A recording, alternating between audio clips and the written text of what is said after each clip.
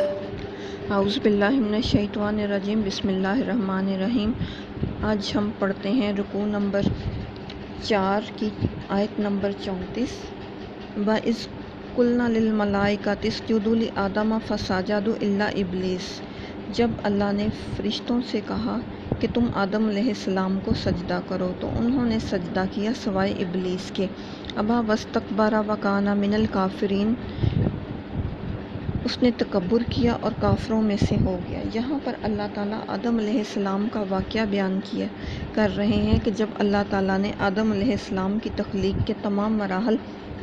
مکمل کر دیے تو آدم علیہ السلام کو فرشتوں کے سامنے پیش کیا گیا۔ تو آدم علیہ السلام کو چونکہ اللہ نے اشرف المخلوقات بنایا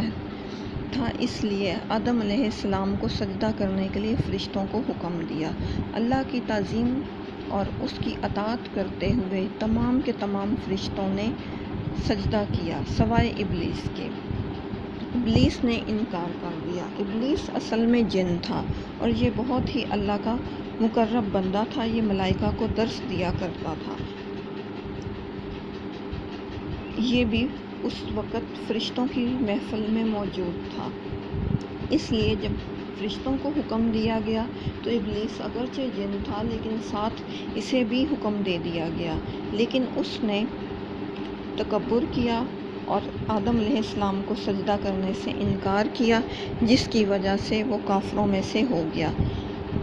وَقُلْنَا يَا آدَمُ اسْكُنْ أَنْتَ وَزَوْجُكَ الْجَنَّةَ وَكُلَا مِنْهَا رَغَدًا حَيْثُ شِئْتُمَا، ہم نے کہا اے آدم تو اور تیری بیوی جنت میں سکونت رکھو اور اس میں خوب سیر ہو کر کھاؤ جہاں سے جب چاہو دل بھر کر۔ یہاں پر اللہ تعالیٰ بیان فرما رہے ہیں کہ جب اللہ تعالیٰ نے آدم علیہ السلام کو فرشتوں کے سامنے پیش کر دیا، ان کا تعارف کروا دیا اور ان کی تعظیم بھی کروا دی، اور فرشتوں کو پتہ چل گیا کہ یہ ایک نئی مخلوق اللہ نے پیدا کی ہے۔ اس کے بعد آدم علیہ السلام اور ان کی بیوی کی رہائش کا مسئلہ آتا تھا کہ آدم علیہ السلام کی بیوی اور ان کو کہاں پر رہائش کروانی ہے، تو اللہ تعالیٰ نے ان کی رہائش کے لیے جگہ جنت منتخب کی اور جنت میں انہیں رہنے کے لیے کہا۔ جنت میں باغات تھے اور ہر طرح کی کھانے پینے والی چیزیں تھیں، تو اللہ تعالیٰ نے انہیں حکم دیا کہ یہاں سے جو چیز چاہو کھاؤ، وَلَا تَقْرَبُوا هَٰذِهِ الشَّجَرَةَ فَتَكُونَا مِنَ الظَّالِمِينَ، تم دونوں اس درخت کے قریب نہ جانا ورنہ تم دونوں ظالموں میں سے ہو جاؤ گے۔ اللہ تعالیٰ نے انسان کو اشرف المخلوقات بنایا، لیکن اس کے لیے آزمائش بھی پہلے دن سے ہی رکھ دی گئی، اور آزمائش کے لیے صرف دنیا کی زندگی میں ہی تعین نہیں کیا گیا بلکہ جنت میں ہی اس کے لیے دو راہیں بتا دی گئی تھیں، ایک حلال اور ایک حرام۔ حلال چیزوں کا بھی تعین اسی روز ہو گیا اور حرام کا بھی تعین ہو گیا، اور حرام اور حلال کا تعین کرنے کا مقصد انسان کی آزمائش تھی کہ وہ دنیا میں کس طرح کے کام کرتا ہے اور اس کا امتحان جو ہے وہ اس میں کس حد تک کامیاب ہوتا ہے، اور یہ امتحان اس کا صرف دنیا میں آنے سے پہلے ہی رکھ دیا گیا تھا جبکہ اللہ تعالیٰ نے اس کو جنت میں بھیجا تھا۔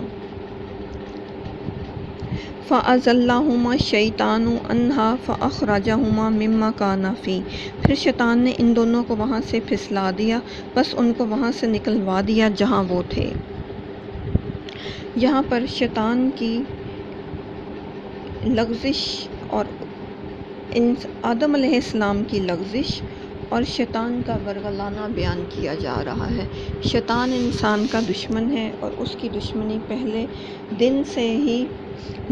کھلم کھلا چل رہی ہے۔ پہلے آدم علیہ السلام کو سجدہ کرنے سے انکار کیا، اور پھر یہاں پر جب آدم علیہ السلام کو جنت میں رہنے کے لیے اللہ تعالیٰ نے جگہ دے دی تو آدم علیہ السلام اور ان کی بیوی کو شیطان نے پھسلایا اور انہیں حرام کھانے کی طرف مائل کیا، اور جب وہ مائل ہو گئے اور حرام میں مبتلا ہو گئے تو وہ اللہ تعالیٰ کے غضب کا شکار ہوئے، اور جس غضب کی وجہ سے اللہ تعالیٰ نے انہیں حکم دیا کہ تم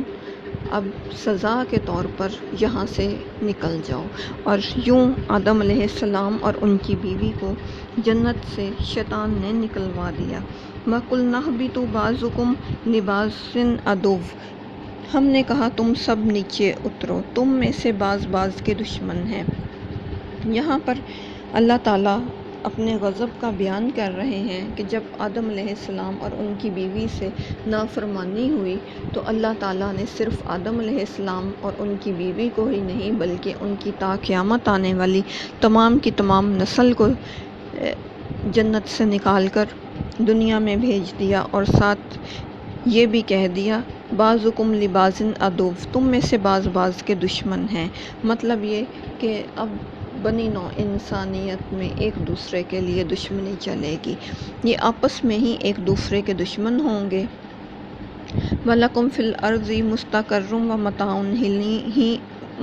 إِلَىٰ حِینٍ، تمہارے لیے زمین میں ٹھکانہ ہے، مقررہ مدت کے لیے سامان معاش ہے۔ مطلب یہ کہ دنیا میں اللہ نے اگرچہ انسان کو غضب میں آ کر بھیج دیا لیکن دنیا میں اس نے ہمیشہ نہیں رہنا،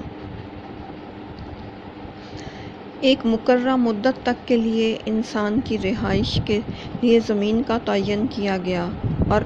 اور مخصوص سامان معاش رکھا گیا۔ مطلب یہ کہ جب اللہ تعالیٰ نے ایک وقت تک کے لیے انسان